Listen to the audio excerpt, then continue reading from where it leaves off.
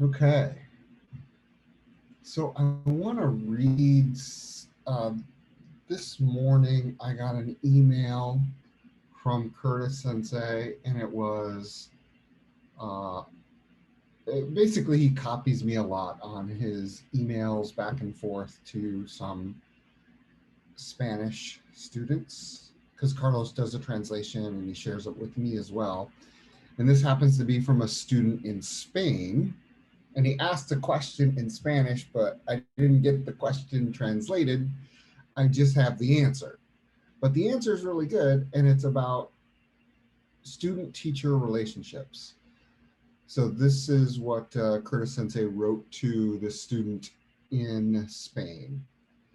It says generally, students in the West have very little understanding of the etiquette between the teacher student relationship.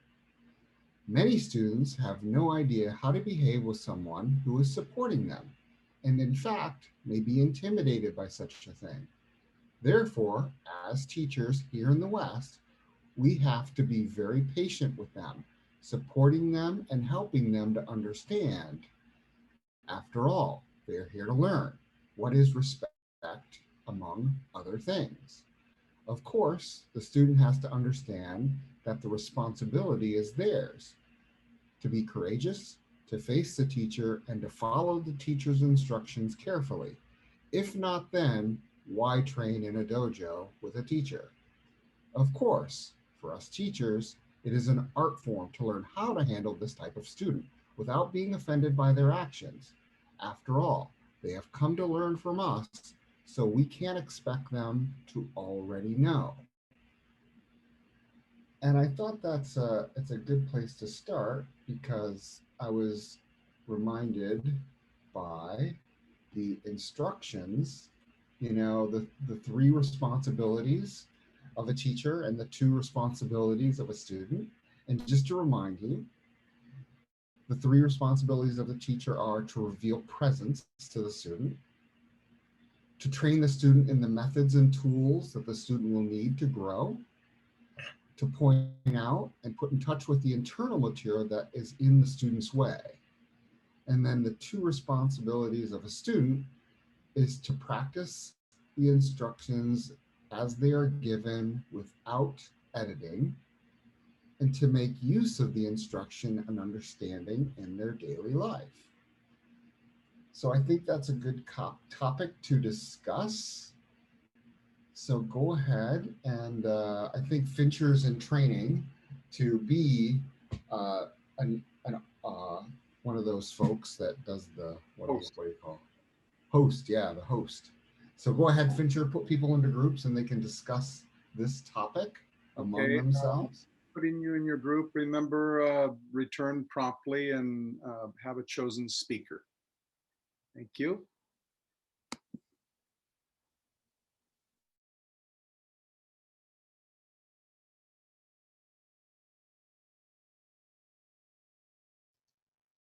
Hi, Sally. Hi, Jack. Hey, Looks like it's just the three of us. Oh, Vitali's here. Hi, Vitali. Hi, Sensei. Hello. We only had a 15-second warning and then got automatically moved back to the room, so we didn't pick a speaker. I kind of want to volunteer Perez Sensei because she did most of the talking and seemed to have some really good questions. No, keep going now, now, now. Okay, I'll go. We talked about the responsibilities of the student. First, we talked about editing and what that looks like. And, I was wondering to myself, like, do I edit and I'm not even aware of it? And Sasaki Sensei brought up a good point that, well, she compared it to painting because Perez Sensei is an artist. So, like, if everyone does the same painting, the outcome will look very much different from every person. So we all edit, I guess, because we're all individuals. So there was that, and then the making use of instruction and understanding in daily life. Perez Sensei was talking about how it's easier to do that with herself with things like managing anxiety, and I kind of called it like doing Aikido with yourself. Easier to do things like that than to practice Aikido with in relationships and with others and having difficulty with others and like and external situations. That's good. Who was in your group again? Oh, I'm Joelle? sorry. We had Sasaki Sensei, Roy Sensei, and Perez Sensei. Oh, okay, great. Yes, we all edit. Scientifically, it's called cognitive dissonance. And that's where we have this situation where we remember things a certain way and they're not that certain way. And it's like one of those things that you're like, wow, I didn't realize. You know, like, for instance, this happened many years ago at the dojo. A few of you people from Mal will remember. We had planned a big seminar for, I think Shinichi Sensei came here, and at the same time, it was Suzuki Sensei's birthday. And we kind of put Suzuki Sensei's birthday on the back burner, and we kind of didn't do anything for him. And nobody said anything to anybody, except at the next board meeting, Suzuki Sensei wrote this long spiel and said I'd failed as a teacher. You guys, da da da da da. It was really traumatic, right? Well, at the end of that class, I went and wrote exactly word for word everything that I remember from that class, and then I shared it with my friends Mayumi and Pat and Shainer Sensei. And then afterwards, I kind of told Curtis Sensei what I did. And he wrote me back a long spiel, really hardcore, that you don't share dojo business outside the dojo. What do you think you're doing? I know you just moved here. This was like in 2003. And I was like, so I saved that email. And I have a whole bunch of emails that Curtis Sensei have exchanged since 1997. And I pulled it out because I shared it in one of my Monday classes. But I sent it to Curtis Sensei again as a reminder, going, hey, Sensei, do you remember this happening? And he said, oh my God, Tracy, I don't remember it like that at all. Your notes are so good. It brought up so many memories. And as you can see, I was very mad at you when you did this. But actually now looking back at it, I'm glad this happened. And I'm glad you did this, you know? So it was very funny on how we edit and we don't even know we're editing, and how we remember things. Oh, I remember this happening a certain way. And actually you're putting your own little spin on it, you know, whether it be a positive or negative. You know, if you're hard on yourself, you may be harder on yourself in the future. If you're positive on yourself, you're going to be more grandeur of yourself in the future. So yeah, that's always good to have a friend that can kind of put you back in the order there. You know, like if you have somebody that you're close to, whether it be the teacher or another student, and you talk to them about certain things that go on, they can sometimes put it in perspective, because we tend to get tunnel vision on our editing. So have any questions on that, we can just move on to group 2. Thank you, Sensei. Good story. You're welcome.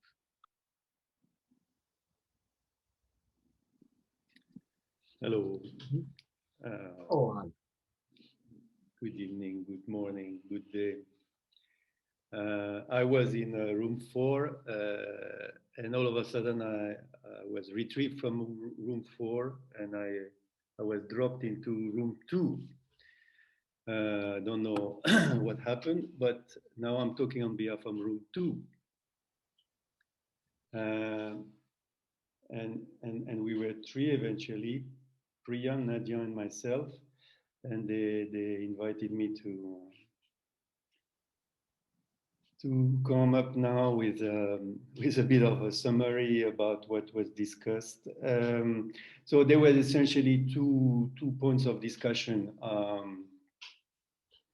The first one was what is the right way of doing things in the dojo?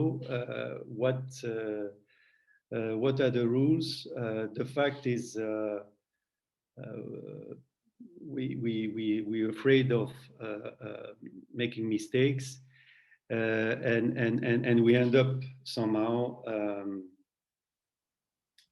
maybe overdoing, overbehaving in a way or another. And then one of the points put forward was what about asking questions? Are we entitled to ask questions or not? And one of the things we discussed was, of course, it has to do also with the settings, because this Zoom format is very much about asking questions when it's time for that. Whereas maybe when sitting in the dojo, it's another situation, and it invites for possibly for other behaviors. And at the end of the day, it's always about listening, and the more we listen, the more we pay attention, the more we are able to figure out by ourselves whether we still have a question to ask, or we don't have a question anymore. The second point was the student-teacher relationship, and what to do when we don't agree with what the teacher is doing or with what the teacher is saying. And we were all three in agreement about the fact that this is happening to all us three, and then what to do. And so in a nutshell, I can, because I've been long already, I can say that one of the things we say is, well, it's a fact of life, and indeed we are not supposed to edit what the teacher is saying, but it doesn't mean we don't have to respect ourselves. So there might be good reasons for the sense of discomfort that we have. But in a way, it's an exercise. It's also Aikido practice. The fact of being confronted with this discomfort and not being in agreement with what is happening is still about trying to figure out why we have this discomfort and going on with this. So the question to you, Sensei, is how do you yourself do with this with these situations? Maybe not anymore now, but in earlier in your Aikido career, when you had to be in the dojo or to be in interaction with a sensei that was doing something you would disagree with, what would be your reaction? I've made pretty much every mistake in the book. When it comes to interaction with a student-teacher relationship, I've got tons of stories on those. But to answer your question on some tools, we and this is really interesting. We grade Taigi when they used to do Taigi competition. They would grade Taigi on three aspects: largeness of ki, rhythm, and ma'ai, space. So if you think about it, largeness of ki, how you connect with people, the rhythm that you connect with someone, and the space that you connect with another person. Those three things can really help any interaction, because it really, comes down to awareness of being aware of, okay, is this the right time to ask a question?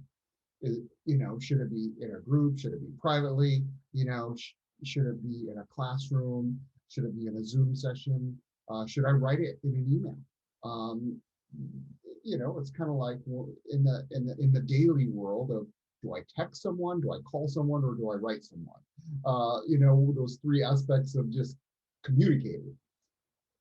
Also, the space. I've had a terrible time with Curtis Sensei, in the sense that he offers himself as a friend, but he's also my teacher. And it took a long time for me to understand that relationship, because I'm one way with my friends and I would be another way with him. And he would say, there shouldn't be two, there should just be you know, and you have to present the connection with me the same way you connect with Fincher or Sayaka or whoever, and not let that, you know, don't force yourself, don't reserve yourself. Like I always had if if, if I was around Curtis Sensei a lot of times I'd just shut down. I wouldn't talk. Especially if he scolded me or if he got on me, I just go into shutdown mode. Where in other aspects, because I'm a little bit more outgoing when I'm around my friends, so I have more of an outgoing personality in that sense. And he would always talk to me about that, and we were talking about, you know, qualities of friendship, and we kind of shared an email. In fact, I brought this email up because I figured it might come up.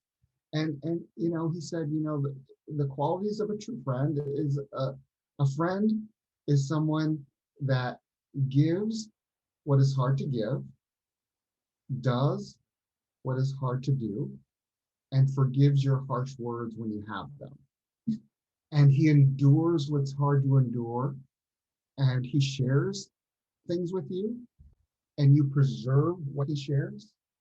And you know, above all, he expresses the qualities to you that the qualities you should have with others. And I think when you talk about student-teacher relationships, that's what it is in a nutshell. You know, you have to know, you have to really cultivate awareness. And of course, we all know that you do that by constantly practicing breathing, constantly practicing meditation, and learning how that inner talk in your head can twist you one way or another, and just being able to connect with that and lead that in your life with proper rhythm, proper space, and extending key and connecting. So I think that covers it, but if you have any questions. No, I don't. Thank you. You're welcome. Next group. Hello, Sensei. Yes. My group was John, Vitali, and Sally. And we had a conversation really similar to what you were just talking about. I brought up the point that when I was first starting Aikido, I started relatively young. I was about 9, and you know, being raised in Hawaii, I'm very familiar with the kind of Japanese culture and the very, you know, the politeness that comes with it. So when I you know, started interacting with Sensei, I always kind of like, I almost took it too far. I like really censored myself. I like said nothing. You know, I tried to be as polite as I could. I didn't show any real personality. And as I grew up and as I, you know, progressed in my training, I kind of realized that's not what the training's about, and that's not, you know, what the relationship's about. You know, it's not necessarily, you know, like, you know, a buddy at school, but it's also not, you know, a personality, you know, void of a teacher.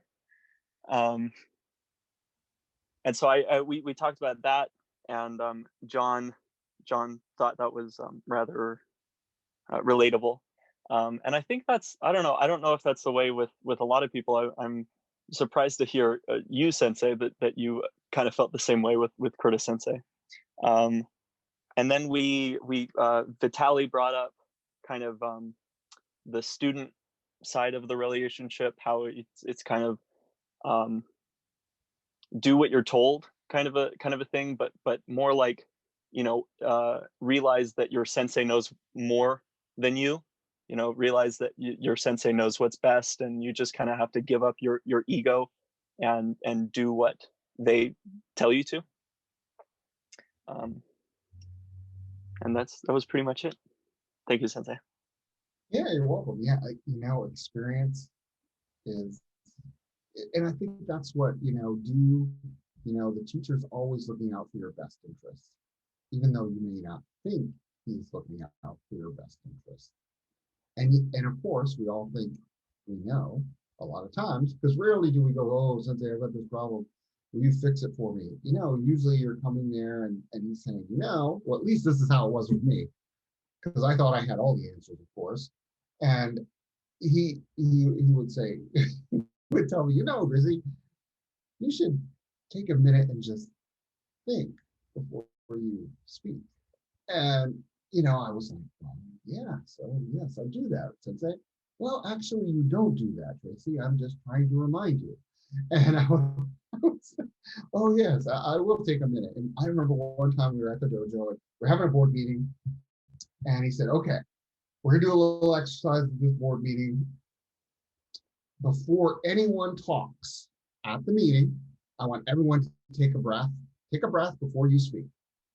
Take a breath and then speak. Well, I noticed people were not doing it. They were, because when you get into board meetings, like blah, blah, blah, blah, blah, and then they start talking over one another, and then they want to chime in, and I'm looking at them going, you're not taking a breath. So then I didn't take a breath, right? I just said, well, Sensei looked over at me and said, Tracy, why aren't you taking a breath? And I'm looking at them going, but he really wanted me to get it. He just kind of made a point out of it. You need to take a breath before you talk. That's what we're doing here. And I was just like, it was very troubling for me. It was very, very troubling. And I finally got it a little bit. And now, it's better, I think. I do know what you mean by Jack, and in that sense. So any other questions there, Jack, or do you want to move on? No, we couldn't quite come up with a question, but we really enjoyed the discussion tonight. Good. The next group, or do we have another one? Hello, Sensei. I got in a little late, but I did get the message, and I actually had the exact same question as Ilaria. I mean, I just realized that everybody has the same issue, as you don't really realize that you're editing for most of the time, especially in the beginning, and then, as time goes by, well, it's just such a long process that it just takes years to develop these habits of showing up, of he calling you out on showing up too, and then I'm amazed at the real teachers who teach, that they show up, they don't miss for nothing. And it's just pretty amazing to witness that.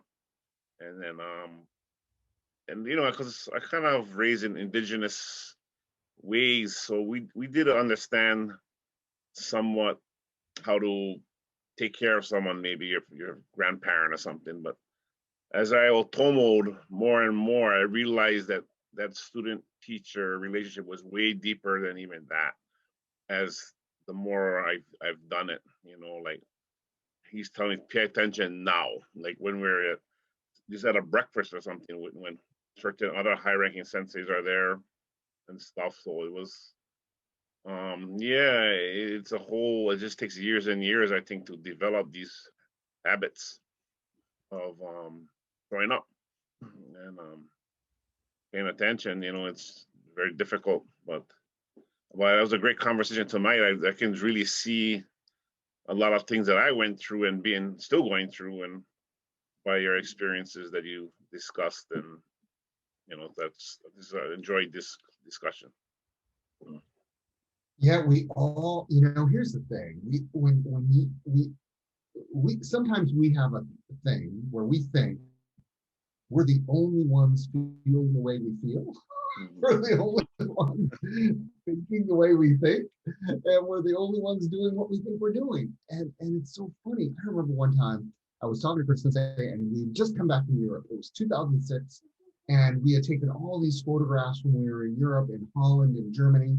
And of course, Chris Sensei looks at me and says, Tracy, I want you to do a little demo for Suzuki Sensei at the dojo of all the photographs you took, and all the photographs we have from the seminar and from our little tour, because we went to this arboretum where there was beautiful flowers. One having, I want you to do this and do it at the dojo on a Friday night. You know, we'll have some popcorn and beer. We'll watch this little presentation.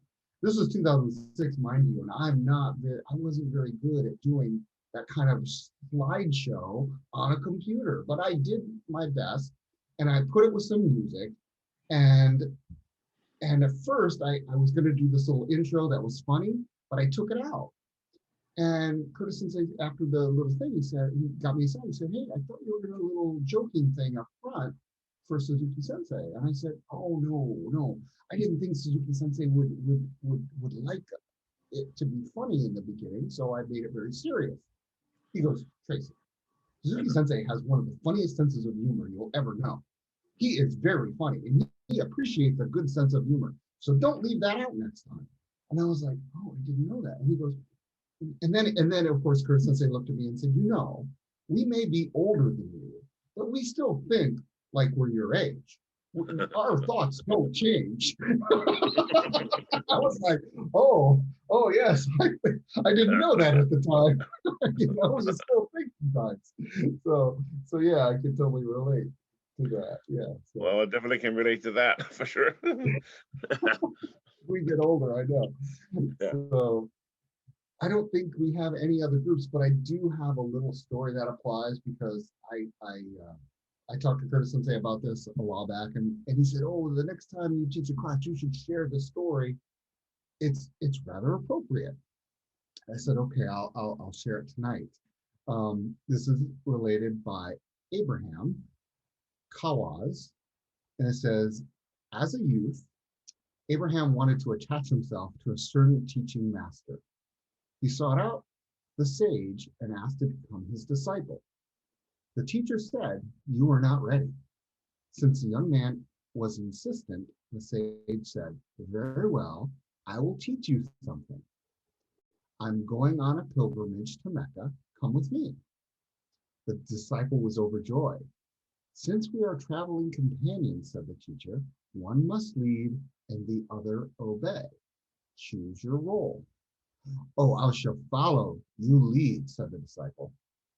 'I shall lead if you know how to follow,' said the master. The journey started. While they were resting one night in the desert, it started to rain. The master got up and held a covering over the disciple, protecting him from the rain. The disciple woke up and said, but wait, this is what I should be doing for you,' said the disciple. 'I command you to allow me to protect you thus,' said the sage. When it was the next day, the young man said, 'Now it's a new day. Let me be the leader and you follow me.' The master agreed. 'I shall now collect brushwood to make a fire,' said the youth. 'You may do no such thing. I shall collect it,' said the sage. 'I command you to sit there while I collect the brushwood,' said the young man. 'You may do no such thing,' said the teacher, 'for it is not in accordance with our karma of our discipleship, for the follower to allow himself to be served by the teacher.' And so on. On every occasion, the master showed the student what discipleship really meant by demonstration. They parted at the gate of the holy city. Seeing the sage later, the young man could not meet his eyes. 'That what you have learned,' said the older man, 'is something of the nature of discipleship.' The disciple later went on to become a great teacher." So I'll leave you with that. Thank you all very much. And Curtis, since I should be back on Sunday, so we'll see you Sunday. Domo arigato gozaimashita. Thank you all very much and have a nice evening or morning.